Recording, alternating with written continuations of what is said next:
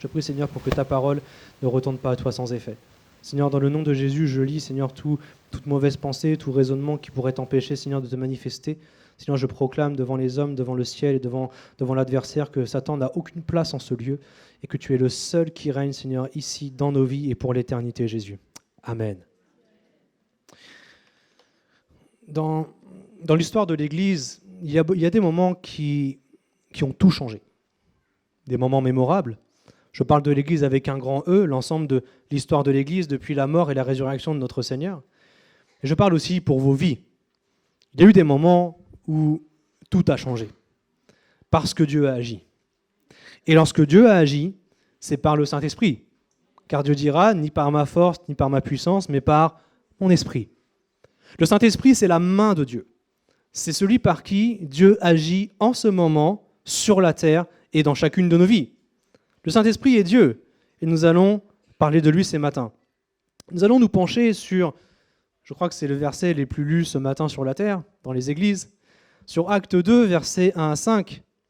Parce que, en ce jour de Pentecôte, nous voulons voir vraiment ce qui s'est passé. Nous allons aller à Jérusalem pour essayer de comprendre ce qui a pu se passer ce jour-là dans Acte 2, versets 1 à 5. La parole de Dieu déclare ceci: le jour de la Pentecôte, ils étaient tous ensemble dans le même lieu.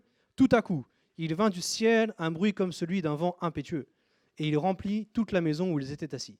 Des langues, semblables à des langues de feu, leur apparurent, séparées les unes des autres, et se posèrent sur chacun d'eux. Ils furent tous remplis du Saint-Esprit, et se mirent à parler d'autres langues, selon que l'Esprit leur donnait de s'exprimer. Or, il y avait en ce jour à Jérusalem des Juifs, hommes pieux, de toutes les nations qui sont sous le ciel. Amen. Acte 2, verset 1er, le jour de la Pentecôte. Le jour, acte 2, verset 1er. Le jour de la Pentecôte. Dieu a choisi un jour bien précis, comme celui-là. Jésus a choisi ce jour et pas un autre.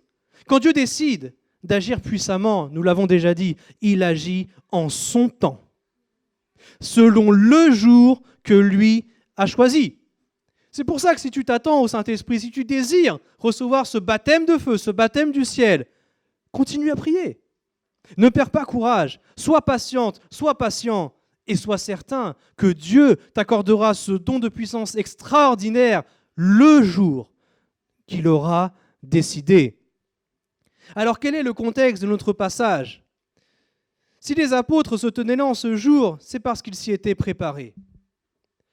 Ils avaient reçu une instruction de la part de Jésus, leur demandant d'attendre à Jérusalem la puissance qui allait survenir sur eux. Ce groupe priait et attendait l'accomplissement de la promesse divine. Notez bien ceci, c'est que Jésus n'a pas dit combien de temps ils auraient à attendre.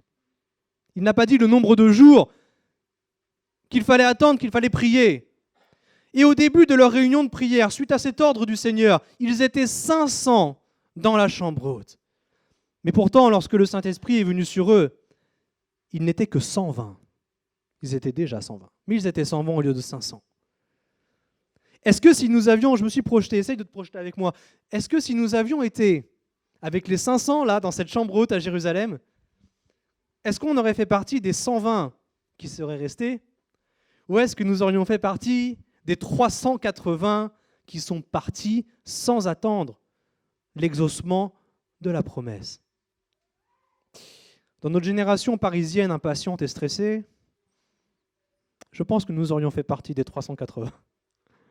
Mon frère, ma sœur, peu importe les promesses que Dieu t'a faites, attends. Et dis à Dieu, Seigneur, je renonce à mon impatience. Parce que c'est contre-productif. Tu ne peux pas te permettre d'être impatient par rapport aux promesses de Dieu au point de partir sans les avoir reçues. Attends la promesse. Et elle s'accomplira parce que Dieu décidera du jour. Dieu décidera du jour. Et voici ce qui était en train de se passer pendant que les 120 priaient.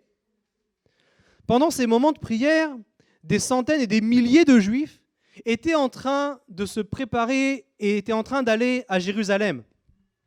Et nous avons lu au verset 5 qu'un grand nombre d'entre eux étaient en ville. Bien-aimés, alors que nous prions, ici, 25 rue Fondary, je suis persuadé que Dieu attire à lui. Que Dieu amène en ce lieu des nouvelles personnes, des hommes et des femmes qui ont besoin de l'amour de Dieu exprimé par vous, bien-aimés.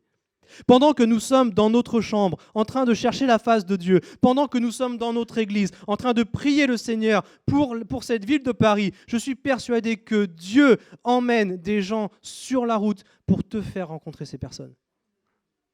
Est-ce que tu crois cela? Dieu suscite des hommes et des femmes de toute nation pour les conduire au salut. Vous avez juste à regarder autour de vous. Je vois des Américains, je vois des Asiatiques, je vois des Africains, je vois des Sud-Américains, je vois des Européens. Dieu attire dans toutes les nations, gloire à Dieu. Vous savez qu'en ce moment, il y a environ 15 000 conversions par jour en Chine. Vous le savez ça? Dieu est béni, Dieu est tout-puissant. Alors continuons à prier, parce que pendant qu'on prie, Dieu travaille des cœurs.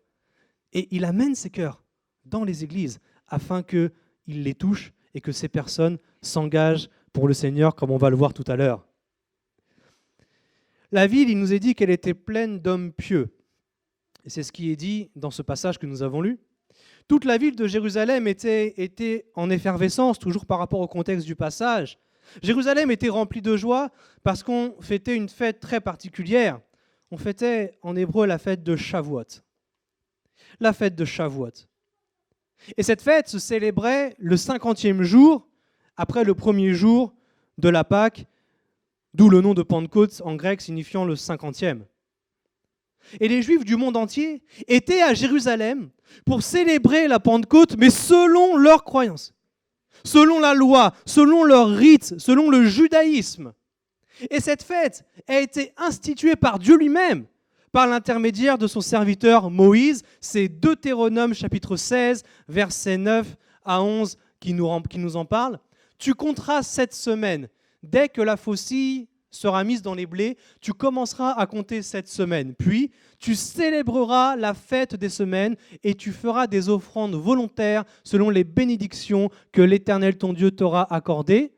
Tu te réjouiras devant l'Éternel ton Dieu, dans le lieu que l'Éternel ton Dieu choisira pour y faire résider son nom, toi, ton fils et ta fille, ton serviteur et ta servante, le Lévite, le serviteur, celui qui sera dans tes portes, et l'étranger, l'orphelin et la veuve qui seront au milieu de toi. Alléluia. Il s'agit d'une fête familiale, comme on a ce matin, gloire à Dieu. Il s'agit d'une fête familiale et d'une fête à laquelle prenait part tout le monde. L'étranger, l'orphelin et la veuve. Des populations qui d'ordinaire n'étaient pas invitées. Le premier symbole fort que nous retiendrons est que l'Éternel ordonne à son peuple, frères et sœurs, de se réjouir. Est-ce que vous êtes dans la joie ce matin? Je suis heureux. Je suis heureux de vous voir, je suis heureux d'être en ce lieu, je suis heureux de voir ce baptistère avec de l'eau dedans, parce que ça présage quelque chose d'exceptionnel. Bien-aimé ce matin, sois dans la joie. Et si je te dis ça, c'est en dépit des soucis qui sont sur ta vie. Il y a matière à s'inquiéter tout le temps. Il y a matière à être déprimé tout le temps, à être triste tout le temps. Il y a juste à ouvrir le journal pour être déprimé. Mais bien-aimé, la joie du Seigneur est plus grande que ça. Alors quand tu te réjouis dans la présence de Dieu, c'est pas ignorer les problèmes dans lesquels tu es. Non, c'est de dire, Seigneur, malgré les soucis qui sont sur ma vie, je me réjouis en toi. Alléluia. Dieu est notre joie. Prenons courage. Merci Seigneur. Il y a de la joie ici dans la maison du Seigneur. Il y a de la joie pour tout le monde. Que tu sois chrétienne, chrétien, orphelin, veuf ou veuve, étranger, peu importe. Celles et ceux qui sont dans les épreuves peuvent aussi se réjouir. Merci mon Dieu. Et dans ce verset 11, il y a l'espoir que l'Église, le lieu que l'Éternel aura choisi pour y faire résider son nom, c'est ce qui est écrit ici. Le lieu que l'Éternel, aura choisi pour y faire résider son nom. C'est au verset 11. C'est un espoir pour l'Église. Parce que notre Église, frères et sœurs, je l'ai dit, je le redis, c'est une famille d'accueil, c'est un lieu d'accueil, c'est un refuge, c'est un sanctuaire face aux dangers de ce monde et face à la perdition. C'est un lieu dans lequel Dieu se manifeste. Alors soyons dans la joie, bien-aimés. Soyons dans la joie ce matin et bénissons notre Dieu pour ce jour de Pentecôte. Quel est le sens de la fête de Shavuot? Je me suis interrogé là-dessus. La parole de Dieu étant ce qu'elle est, Dieu nous demande de faire la fête. Parce que Dieu est un Dieu festif.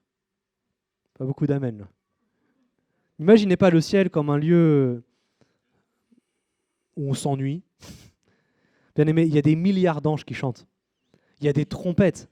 C'est un lieu rempli de joie, rempli d'allégresse. Alors pourquoi ne serions-nous pas pareils ici? Pourquoi ne serions-nous pas remplis de joie? Parce que dans le ciel, il y a de la joie. Merci Seigneur. Quel est donc le sens de la Pentecôte? Quel est donc le sens de la fête de Shavuot, selon le judaïsme? Il y a deux sens. Le premier sens, c'était avant la destruction du temple. Et le second, c'est celui qu'ils ont aujourd'hui après la destruction du temple en 70. Le premier sens, donc, avant la destruction du temple, la fête de Shavuot, c'était une fête agricole. C'était une fête religieuse, c'était la fête des moissons. En hébreu, Rag Akatsir, des prémices également, Rag Abikurim en hébreu. Et au temps de notre histoire, les Juifs étaient là pour apporter des offrandes dans le temple de l'Éternel. Shavuot signifie semaine, en référence, nous l'avons lu, aux 7 semaines qu'il fallait compter depuis la Pâque. Cette fête des moissons était donc fondée sur la parole de Dieu. Et les livres qui étaient lus à cette époque-là, c'était Exode chapitre 20, où Dieu donne la loi à Moïse, et également le livre de Ruth, car son histoire se déroule à l'époque des moissons. Exode 23, verset 16, nous parle de ce passage. « Tu observeras la fête des moissons, Shavuot, des prémices de ton travail, de ce que tu auras semé dans les champs, et la fête de la récolte à la fin de l'année, quand tu recueilleras des champs le fruit de ton travail. » Merci Seigneur.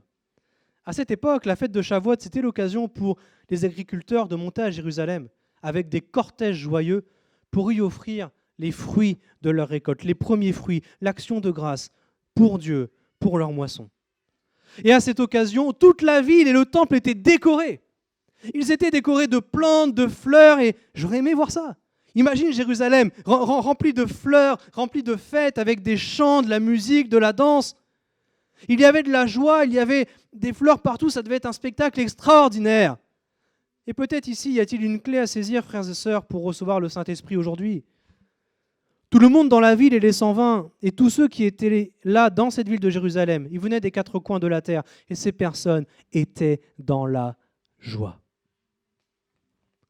Si tu attends la promesse de Dieu, attends-la, ok, mais attends-la dans la joie. Attends-la dans la joie. Seigneur, je suis heureux parce que même si ta promesse n'est pas encore accomplie dans ma vie, je sais qu'elle va s'accomplir, alors je me réjouis, Seigneur. On appelle ça la joie par la foi. Parce que tu te réjouis de quelque chose qui n'est pas encore arrivé. Et comme la foi, c'est une démonstration des choses que tu ne vois pas. Quand tu dis, Seigneur, je me réjouis pour ta promesse, tu te réjouis par la foi. Que ta promesse, ça soit la guérison, que ce soit un travail, que ce soit un conjoint, que ce soit des enfants, que ce soit un ministère, peu importe la promesse que Dieu t'a faite, frères et sœurs, réjouis-toi. Parce que Dieu accomplit certainement sa promesse. Merci mon Dieu. Quand tu pries, sois dans la joie. Sois dans la joie. Voici donc pour la première signification avant la destruction du temple. La seconde signification après cette destruction, parce que comment présenter des offrandes au temple sans le temple? Pas possible. Le temple de Jérusalem a été détruit en 70 après Jésus-Christ par l'occupant romain. Et les Juifs ont donné à ce moment-là un autre sens à la fête de Shavuot, c'est le sens qu'ils fêtent aujourd'hui dans la synagogue d'à côté et dans bien d'autres. Ils ont associé la fête de Shavuot aux lectures déjà faites d'Exode chapitre 20. Et pour eux, aujourd'hui, la fête de Shavuot commémore le don de la Torah. Aujourd'hui, la fête de Shavuot, c'est pour eux fêter le don de la Torah par Dieu à Moïse sur le mont Sinaï. Ils fêtent aujourd'hui le jour du don de la Torah, Yom Matane Torah en hébreu. Cette signification a pris de l'importance parce qu'aujourd'hui, il n'est plus possible d'honorer la fête sous un aspect agricole vu que le temple n'est plus là. Et cette fête commémore donc le jour où Dieu a donné sa loi au peuple d'Israël. Mon frère, ma sœur, le jour où tu as reçu la parole de Dieu, est-ce que tu étais dans la joie? Le jour où tu as compris que Jésus était venu pour te sauver. Le jour où tu as compris, là, dans ton cœur, pas avec ta tête, ici, dans tes tripes, que Jésus était venu pour racheter ta vie. Le jour où tu lui as dit oui, le jour où tu t'es fait baptiser, le jour où tu t'es marié, le jour où tu as eu un enfant, le jour où Dieu a accompli les promesses pour ta vie, est-ce que tu étais dans la joie? Mais tout ce que Dieu fait, bien-aimé, c'est la parole de Dieu qui le fait. C'est Jésus-Christ, merci Seigneur. Il commémore donc aujourd'hui le jour du don de la Torah. Et je me suis demandé ceci, je dis Seigneur, comment ça se fait que tu as donné ta parole dans un désert? C'est vrai. Il aurait pu la donner, je ne sais pas, dans la chambre d'un prophète, dans une chambre haute, dans le tabernacle, voilà. Dieu aurait pu donner sa parole ailleurs qu'au désert. Mais la vérité est celle-ci, c'est que Dieu a donné sa parole dans un désert, parce qu'à l'époque de ce don de la parole, dans Exode chapitre 20, le désert n'appartenait à personne. C'était des cités-États, et le désert n'était la propriété d'aucun roi, d'aucun royaume, d'aucune ville, d'aucune dynastie. Et la parole de Dieu, frères et sœurs, ne nous appartient pas. Elle appartient qu'à Dieu. Et dans sa bonté, Dieu nous a fait don de sa parole. Mais le propriétaire de la parole de Dieu que tu tiens dans ta main, de la Bible, c'est le Seigneur. Rends grâce à Dieu pour cela. C'est sa parole. Merci mon Dieu. Le temps des moissons sont toujours des temps remplis de joie, et c'est le jour où celui qui a planté récolte. C'est le jour où celui qui a planté récolte, et cette récolte lui permet de vivre une année de plus. Frères et sœurs, lorsque Dieu a planté sa parole dans ta vie, c'est pour te permettre de vivre un jour de plus. Et encore un jour, et encore un jour, et ainsi de suite, jusqu'à la fin de ta vie. Dieu est celui qui a mis la parole de Dieu dans ton cœur afin de te garder de ce monde et afin de te préserver de la mort et de te garder en vie. Gloire au Seigneur. Si donc Dieu a envoyé ce Saint-Esprit à la fête de Shavuot, c'est pour que des âmes nouvelles soient sauvées par la prédication de sa parole. Parce que la fête de Shavuot, instituée par Dieu, a une portée spirituelle et céleste, l'Ancien Testament étant l'ombre des choses à venir. Et tout de suite, après avoir reçu le baptême dans le Saint-Esprit, l'apôtre Pierre a élevé la voix. Il a parlé de la mort et de la résurrection de Jésus-Christ. Et nous voyons au verset 41 du passage d'Acte 2 que 3000 personnes se sont données à Jésus. Amen. La vraie moisson, frères et sœurs, qui a eu lieu ce jour-là, ce n'est pas la moisson qu'il y a eu dans des champs, les moissons de blé, etc. C'est une moisson céleste, où Dieu a moissonné 3000 âmes. Alléluia. C'est ça le sens de Shavuot, le sens de la moisson. Parce que là où les Juifs voyaient dans le temple les prémices de leur récolte, nous, ici, à la Pentecôte, à Acte 2, nous voyons les prémices de l'Église. Nous voyons les prémices de l'Église de Jésus-Christ. Et ce jour de Pentecôte, toutes les nouvelles âmes ont été ajoutées à l'Église de Dieu. Amen. C'était ici la première campagne d'évangélisation. Et les 11 apôtres et leur groupe de 120 étaient ici pour recevoir les prémices de cette moisson. Ils étaient, les prémices de cette moisson. Les 120 étaient les prémices de l'Église. Mes frères et sœurs, est-ce que vous êtes les prémices de la génération à venir? Est-ce que vous priez pour que Dieu envoie des ouvriers dans sa maçon? Est-ce que par votre travail, par votre service, est-ce que l'avenir de l'Église est assuré? Ce n'est pas à moi de porter tout ça. Ce n'est pas qu'aux anciens, ce n'est pas qu'au conseil d'administration, non, c'est l'affaire de tous. Parce que si cette Église vit aujourd'hui, c'est parce que dans le passé, des hommes et des femmes ont prié afin que des personnes se convertissent. Tu t'es converti, tu es venu à l'Église, aujourd'hui cette Église est pleine, gloire à Dieu. Est-ce que tu pries aujourd'hui pour que l'Église de demain soit encore pleine? Est-ce que tu le fais? C'est ton travail, bien-aimé. En fait, sans l'effusion du Saint-Esprit qui a suivi la mort de Jésus et sa résurrection, notre Église aujourd'hui n'existerait pas. Rends-toi compte de cela. Parce que Pierre a été poussé par le Saint-Esprit à prêcher, c'est là que l'Église s'est constituée. 3000 personnes. Ce jour de Pentecôte est la continuité du plan de Dieu, lorsqu'il a dit à cette même personne, sur cette pierre, je bâtirai mon Église et les portes du séjour des morts ne prévaudront point contre elle. Alléluia. Ce n'est pas sur Pierre qu'il a bâti l'Église, c'est sur cette parole que Pierre a dit, tu es le Christ, le Fils du Dieu vivant. Bien aimé, cette Église n'est pas bâtie sur un homme, elle est bâtie sur la parole de Dieu. Alléluia. Ce jour, la vraie fête des moissons n'était pas sur la terre, elle était dans le ciel. Parce que Dieu et tous ses anges étaient dans l'allégresse de voir 3000 personnes se repentir et donner leur vie au Seigneur. C'est ça le sens de la Pentecôte. Parce qu'il y a plus de joie dans le ciel, vous le savez, Luc 15, 7, pour un seul pécheur qui se repent, que pour 99 justes qui n'ont pas besoin de repentance. Frères et sœurs, Dieu est dans la joie. Dieu se réjouit. Dieu se réjouit lorsque tu te tournes vers lui. Amen. Le peuple d'Israël commémore aujourd'hui le don de la loi à Moïse. Nous célébrons le don du Saint-Esprit à l'Église. Merci Seigneur. Et tout comme la Torah a été donnée dans le désert, le Saint-Esprit est venu abreuver le désert de nos vies. La parole de Dieu et le Saint-Esprit sont venus sur notre terre desséchée, sur notre cœur qui avait tellement besoin de Dieu. Tu as besoin de Dieu. Et parce que tu as besoin de Dieu, le Seigneur te donne sa parole.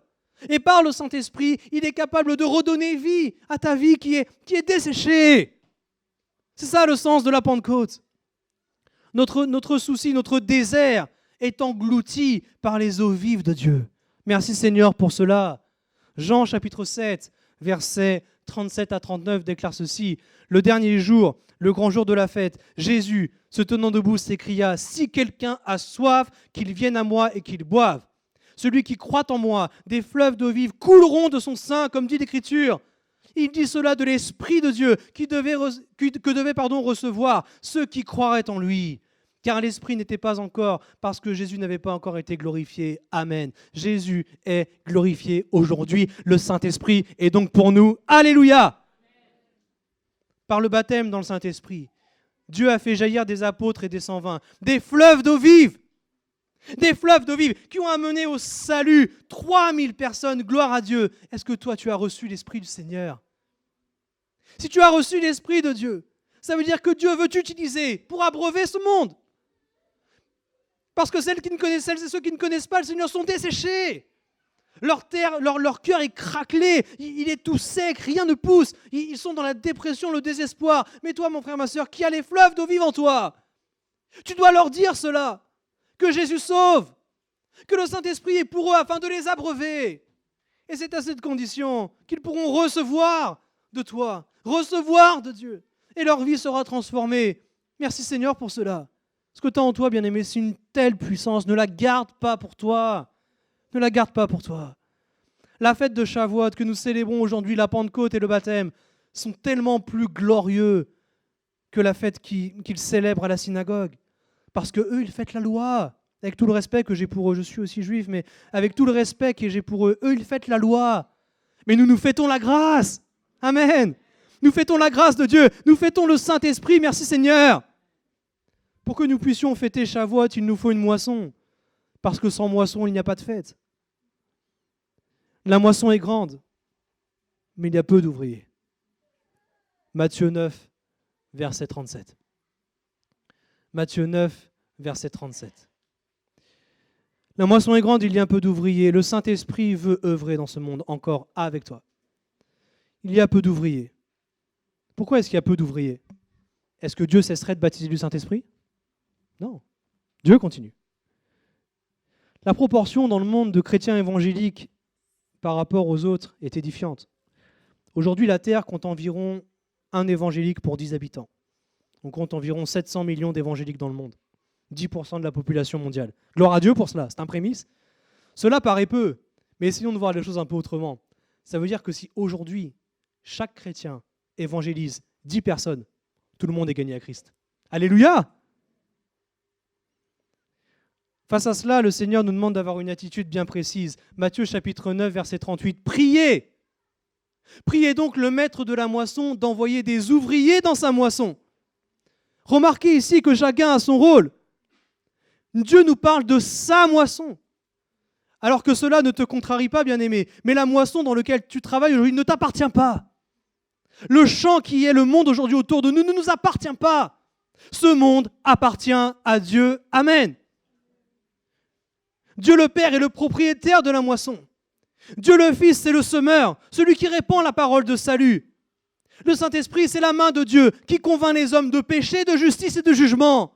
Et nous, dans tout ça, disciples de Jésus, baptisés de l'Esprit, nous sommes ceux qui travaillent dans le champ. Nous travaillons dans le champ, nous sommes des ouvriers sous les ordres de Dieu et conduits par l'Esprit du Seigneur pour répandre la bonne nouvelle. Amen. Matthieu 24, verset 14. Bien-aimé, tu es une réponse à une prière. Toi qui es là ce matin, tu es une réponse à une prière. Parce qu'il y a plus de 2000 ans, Jésus a donné cette parole. Des hommes et des femmes ont prié. Et ils ont fait cela de génération en génération jusqu'à ce jour. C'est parce que des hommes et des femmes ont obéi à la parole de Dieu qu'aujourd'hui tu es là. Parce qu'ils ont prié afin que Dieu ajoute des ouvriers dans sa moisson et tu es là.